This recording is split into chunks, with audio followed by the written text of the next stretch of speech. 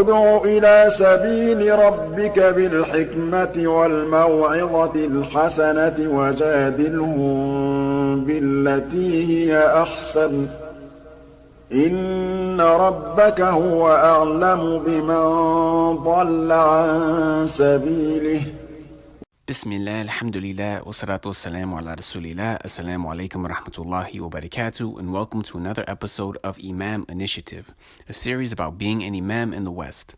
This is part 3 of Sheikh Faruk Post's contribution to the series, in which he answers questions about responsibilities, community, programs, and institutions. And the responsibilities of the Imam in the West are many and numerous, and this varies according to the community. And in my humble opinion, I believe that the Imam should focus on education. He should focus on giving good Jummah khutbahs and giving outreach, doing Dawah to the non-Muslims. So the Imam, he can appoint Hufad. If there are Hufad, if there are those who memorize Quran in the community, and he's busy maybe meeting someone in the city or the town or something like that, he can appoint those Hufad to lead the prayers, and they can come to the daily prayers to pray if needed, if the Imam is busy. If the Imam is not a Hafiz, then he can focus on other issues. If there are Hufad in the community, then they can pray and lead the prayers. And some of the duties that fall upon the Imam in the West, which are numerous, from amongst them leading the 5 prayers, giving the khutbahs, giving regular short lectures, giving regular lessons, classes, doing marriage counseling or performing marriages, doing youth mentorship, Janaza prayer, washing of the dead, tending and visiting the sick in the hospital or at their homes, giving services and marriage counseling for those who want to divorce or those who may have been in some domestic abuse. Also the Imam, some duties that he needs to engage in is Dawah. He needs to be giving Dawah and outreach. Also the Imam is a spokesperson that meets with the local media. They may request from the Imam to write articles, small booklets, or oversee the curriculum at the Islamic school if there is an Islamic school in the masjid. Also teaching at the Islamic school or being the principal at the Islamic school, and many more. So when it comes to the contract, some Imams are very loose when it comes to practicing and fulfilling the conditions of the contract, while others follow the contract by the T. And my advice is that the Imam should at least fulfill what is required of him and help when he has the time, and be available for the community, whether it's there physically or at least be on call and have his phone number and phone on available for anybody who may need him in the community. A full-time Imam will have more responsibilities than the part-time, of course, and more time away from home, less time to pursue other things. And a full-time Imam can have enough time with his family if he organizes his time accordingly, as well as pursue other income and further Islamic studies if he wants to. He can do all of that while having office hours in the masjid. He can work online. If he's sitting in his office at the masjid, he can do maybe some IT work, or maybe he can do some online studies. So he'll be able to do all of those things while having his office hours in the masjid. And the first priority of any Muslim, not to say a student of knowledge or Imam, should be to save himself and his family from the hellfire. As Allah tells us in the Quran, قُوا أَنفُسَكُمْ وَأَهْلِكُمْ نَارًا, save yourself and your family from the hellfire. And me personally, I've tried all of those methods that you have mentioned, Brother Sajid, and in my humble opinion, I believe the one in which the Imam or Da'i can be the most beneficial and the best worshipper of Allah subhanahu wa ta'ala, and be the most beneficial, is being able to convey what you learned, either through lectures, either through recorded lectures, khutbahs, writing books, or doing blogs or websites on the internet, in person, etc. But one thing to keep in mind, Brother Sajid, is when coming back to the West, is that don't expect people to be flocking to you, your lectures, your masjid, to learn from you. Many of our Muslim brothers and sisters who are here are not really focused on learning a lot about the religion. Many of them are focused on their worldly affairs, their jobs, their careers, their professions, and not really concerned about coming to the masjid to learning. Rather, they want to come for Jummah and they want to go home. This is about 75 to 80% of the Muslim community. And now, many of the students, you can give your lectures via YouTube, Facebook. So many of the congregants who come to the community, this is how a lot of them are seeking their knowledge now, via YouTube, Facebook, lectures online, which I do not recommend and which I do not feel is the best way for a student or anybody wanting to learn Islam to acquire Islamic knowledge. So really, the student or graduate really needs to think about and analyze their personal situation. How, number one, how can they protect themselves and their family, and at the same time fulfill the trust, the amana, which was placed upon their shoulders in the most beneficial of ways, to be the most beneficial to Allah subhanahu wa ta'ala's servants, and to help Allah subhanahu wa ta'ala's servants worship Allah subhanahu wa ta'ala better. So if the Imam feels as though he can't handle the responsibilities of an Imam, then he can look into other opportunities, such as chaplaincy, such as teaching at a local university or Islamic school or college, start a non-profit organization, a translation service, or even get into entrepreneurship.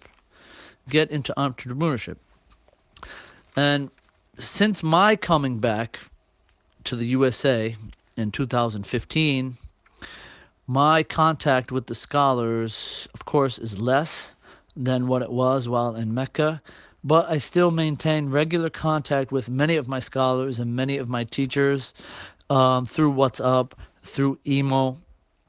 And many of my teachers used to tell me, they would say, Faruq, you are studying here in Mecca, you've studied your bachelor's degree, your master's degree, now you're doing your PhD.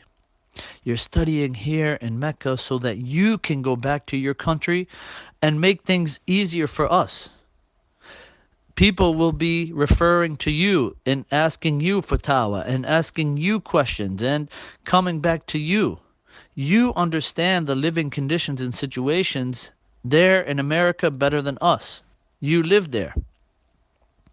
So you will be relieving us many times when you answer the questions of the laymen and the congregants and give them fatwa instead of them calling us here in Saudi Arabia. More than one of my teachers told me this.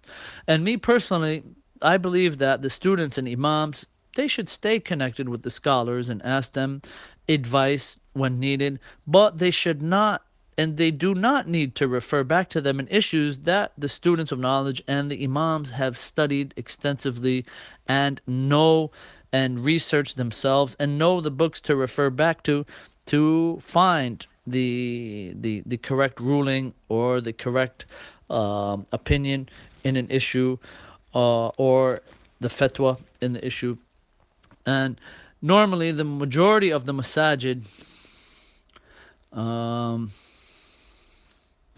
that I've come across, they allow the imam to make hajj while on the job. And one of the things that the imam can do if he's looking for extra income, or even if he's not, to help the community, is he should try to organize a hajj and umrah group in his own mosque. So moving on to some other questions that you asked, Brother Sajid. Yes, unfortunately, atheism is spreading more and more amongst the Muslims in our communities, solely because, in my humble opinion, the imams, the educators in the masjid are not focusing on issues of creed in their khutbahs, in their lectures, in their classes. These issues need to be addressed. and the falsehood of atheism, why it is incorrect, how to rebut it, and how to recognize it, and how to stay away from it. All of these things need to be clarified by the Imams, by those giving the khutbahs, those giving lectures and lessons. And basically, any un-Islamic trend is going to somewhat affect some members of the community solely because we live in an un-Islamic environment here in the USA. We're surrounded by kufr and we're surrounded by kuffar.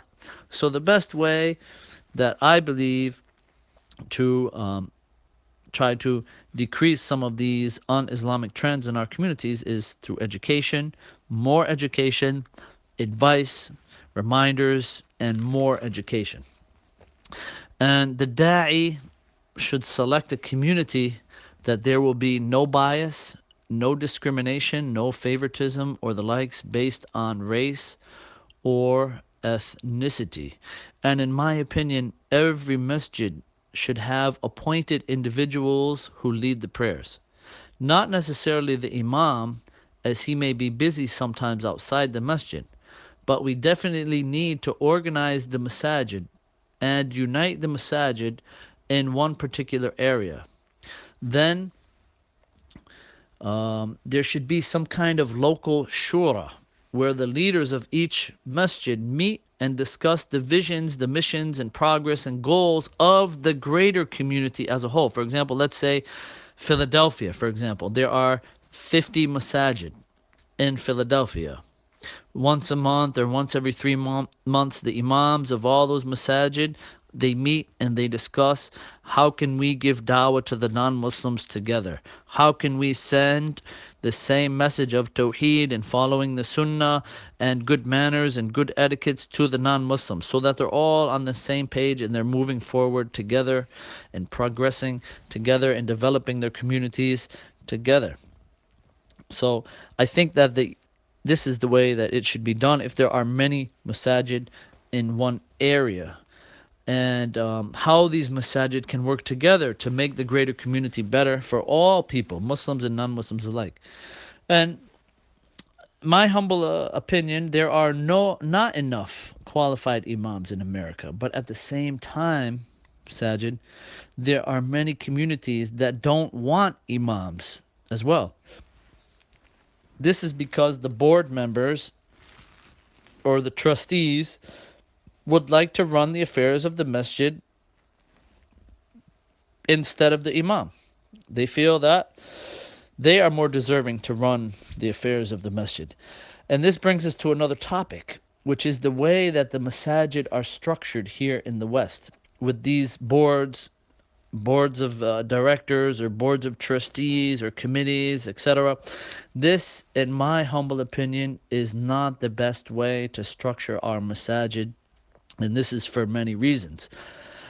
Because from amongst them, in Islam, the most knowledgeable of the Quran and Sunnah, he is the most deserving to lead the Muslims. We have many hadith of the Prophet Muhammad sallallahu alaihi wasallam, right? That the one who's most deserving to lead the prayer is what? Is aqra'uhum bi kitabillah, the one who is most knowledgeable about the book of Allah. Whenever the Prophet Muhammad sallallahu alaihi wasallam would appoint somebody as an emir or a leader of a group, he would always look to the one who was the most knowledgeable of the Quran. So in Islam, the most knowledgeable of the Quran and Sunnah, he is the most deserving to lead the Muslims. Not the ones with the most wealth, not the ones who are supporting the masjid financially, not the ones who have the highest political status or the likes of these things. So when these boards are formed, in many situations, the board members or trustees are those who are financially supporting the masjid. They are given authority and power to make religious decisions and determine the goals, agendas, missions, and visions of the masjid and how the masjid should be run. And in many cases, the board members have little or no knowledge of the religion. So when these boards are formed, it makes the one who has little or no knowledge, these board members, equal to the imam and religious scholar who studied extensively about Islam and knows how to run masajid, knows how to run Islamic communities. Then the board members, because they think they are equals to the imam or religious scholar, that they have a say in the religious affairs of the masjid. And also, some may start to critique the imam in religious issues or try to dictate to him what to say or what not to say in a khutbah, in a lecture, or a class. So, our masajid, I believe, should be structured with an imam as the leader, as the president, or a religious director or a religious scholar, and his shura, and his shura should be appointed based upon religious knowledge and adherence to the religion. Then there can be volunteers who may be needed for their specific worldly knowledge, such as engineers, such as doctors, such as um, lawyers, and things like this. And in my humble opinion, Sajid, the best way of teaching fiqh is connecting the congregants with the Book of Allah and the Sunnah of the Prophet Muhammad sallallahu alaihi wasallam, and trying to cater to the Muslims and their specific needs, focusing on issues of fiqh that the four Imams may agree upon. And if the community is very diverse in their inclinations to different madhab, then trying to teach them in a way that is accommodating to all of the madhab of fiqh, avoiding the issues of ikhtilaf in fiqh, and which may cause greater confusion amongst some of the laymen and some of the congregants. So sometimes when laymen ask for fatwa, I respond with a Quranic verse or a hadith, or just tell them sometimes that it is permissible or not permissible without mentioning the proofs. And it differs according to the person, according to the place, according to the circumstances that you're in. Sometimes it's private, sometimes it's public.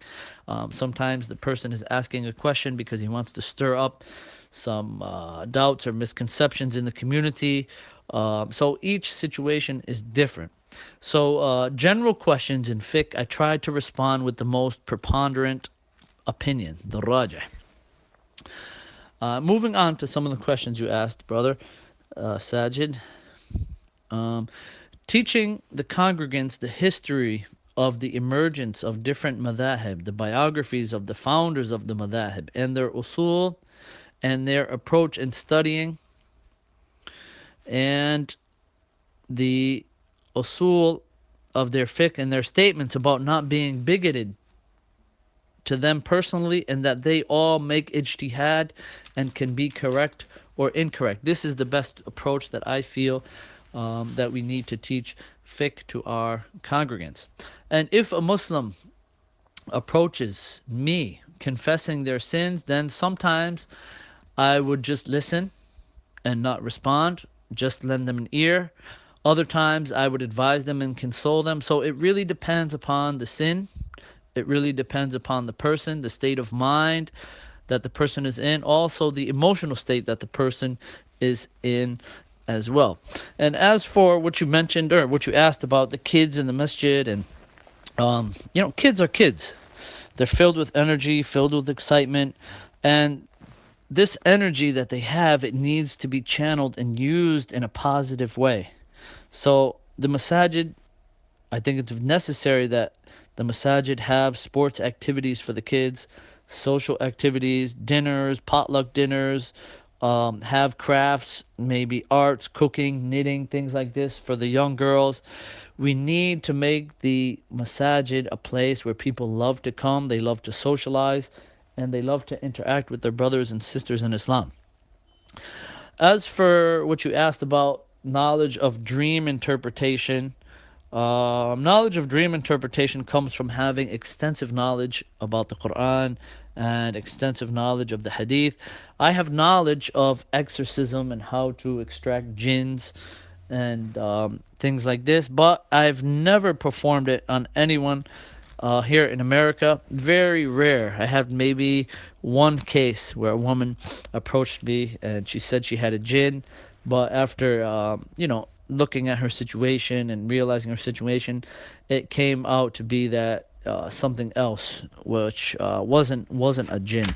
So I really try to advise the people who come to me with these type of issues to take the necessary means themselves by making supplications, by making their morning adhkar, their evening adhkar, by reading the three Qul Huwallahu Ahad, Allahu Samad, Surah Al-Falaq and Surah Al-Nas before they go to sleep, and blowing on their body, as was the practice of the Prophet Muhammad ﷺ, cleansing themselves properly, saying the proper supplications when they have intimacy with their wives.